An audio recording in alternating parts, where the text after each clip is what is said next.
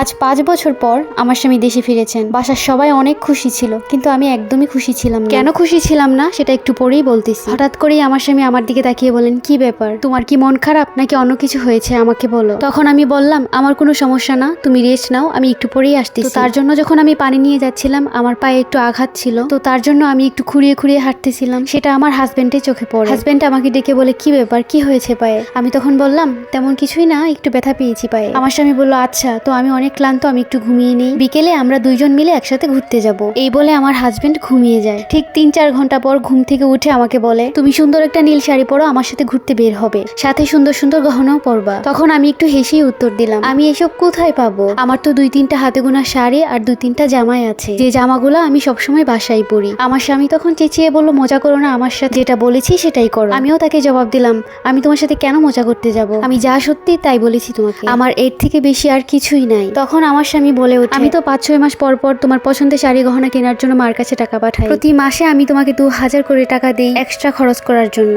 গত মাসে আমি 1 লক্ষ টাকা পাঠিয়েছিলাম তোমার সোনার গয়না বানানোর জন্য। আমি একটু বিরক্ত হয়েই বললাম যে আমার এসব কিছুই নাই, আমি যেতে পারবো। তখন আমার স্বামী বলল, ফোন দিলে তো ঠিকই বলতা যে তোমার সবকিছুই আছে, এখন এসব কোথায় গেল? এত সময় আমি আমার স্বামীর সাথে গরম কলায় কথা বললেও শেষমেশ কান্নাটা ধরে রাখতে পারলাম। তখন আমি আমার স্বামীকে বললাম, তোমার মা এসব আমাকে কিছুই দেয় নাই, পাশের রুমে তোমার মা আছে, চাইলে তুমি তোমার মাকে জিজ্ঞেস করতে পারো। এই কথা শোনার পর আমার স্বামী তার মাকে ডাক দিল। এক মুহূর্তেই আমার শাশুড়ি আমার রুমে এসে হাজির হলো। এসেই আমার শাশুড়ি জোর গলায় বলতে শুরু করলো, কি হয়েছে বাবা, তুই না ঘুমাচ্ছিলি, বউ কি তোর সাথে ঝামেলা করতেছে, আমাকে বল। আমার স্বামী উল্টে আবার তার মাকেই জিজ্ঞেস করলো যে আমার বউয়ের শাড়ি কই, ওর স্বর্ণের জিনিস কই, ওকে যে এত জিনিস দিয়েছি এগুলো কোথায় গেল, ওর কোনো জামা কাপড় নেই কেন? আজকে আমি এতদিন পর বাসায় এসেছি, তারপরও দেখি ও একটা নোংরা কাপড় পরে আছে। মুহূর্তেই আমার শাশুড়ি চুপ হয়ে গেল, তার মুখ থেকে একটা কথাও বের হচ্ছে না। তখন আমার স্বামী বলে, কি হলো মা, উত্তর দাও। আমি এক প্রকার বলেই উঠলাম, তোমার মা আর কি উত্তর দেবেন, আমি সব বলতেছি, তুমি একটু শোনো।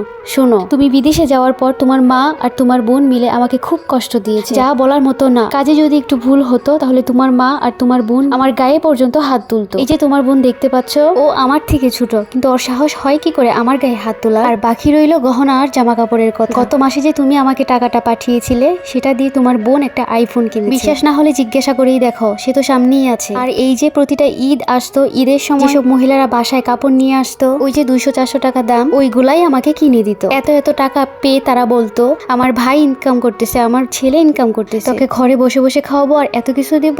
এইসব বিশ্বাস না হলে তারা দুজন এখন সামনে আছে, বিশ্বাস না হলে তাদের কাছ থেকে জেনে নাও। বলেছিলে না আমার পায়ে কি হয়েছে, আমি খুঁড়িয়ে খুঁড়িয়ে হাঁটতেছি কেন? তাহলে শুনো, গত পরশুদিন রান্না করার সময় তরকারি একটু খেতে খারাপ হয়েছিল বিধায় তোমার মা গরম তরকারি কড়াইটাই আমার পায়ের উপর ফেলে দেয়। আর তুমি বলেছিলে না কেন আমি তোমার সাথে কথা বলি না, তোমার মা আর তোমার বোন আমাকে তোমার সাথে কথাই বলতে দিত না। এইসব কথা শোনার পর আমার স্বামী তার মাকে জিজ্ঞেস করে, মা এইসব কি, আমার বউ যা বলতেছে তা কি সত্য? তার মা তার কোনো প্রশ্নের উত্তরই দিতে পারে না, কারণ তার কাছে কোনো উত্তর ছিল না। কেন তোমরা আমার বউয়ের সাথে আমার অনুপস্থিতিতে এত খারাপ ব্যবহার করেছো? তোমরা তাকে কাজের মেয়ের মতো করে রেখেছো। তখন তার মা তাকে বলে, বাবা আমার ভুল হয়েছে, আমাকে ক্ষমা করে দে। তার বোন বলে, ভাইয়া আমাকে ক্ষমা করে দাও। এমন অবস্থায় সে খুব রেগে যায়। আমার স্বামীকে বললাম, তুমি শান্ত হও, যা হয়েছে হয়েছে। আমার শাশুড়ি আর ননদ রাগ দেখিয়ে রুম থেকে বের হয়ে যায়। তখন আমার স্বামী আমাকে বলে, আমার অনেক ভুল হয়েছে তোমাকে এভাবে রাখা, তোমার কাছে আমি ক্ষমা চাচ্ছি। আমি বললাম, তোমার তো কোনো দোষ নাই, তুমি কেন আমার কাছে ক্ষমা চাচ্ছ? আসলে যারা বিদেশে থাকে, যারা প্রবাসীর বউ, তাদের তো কোনো কষ্টের কোনো শেষই থাকে না। আর যদি শ্বশুরবাড়ির লোকজন এরকম থাকে তাহলে তো কোনো কথাই নেই। যাই হোক, এটা একটা আপুর লাইফ থেকে নেওয়া।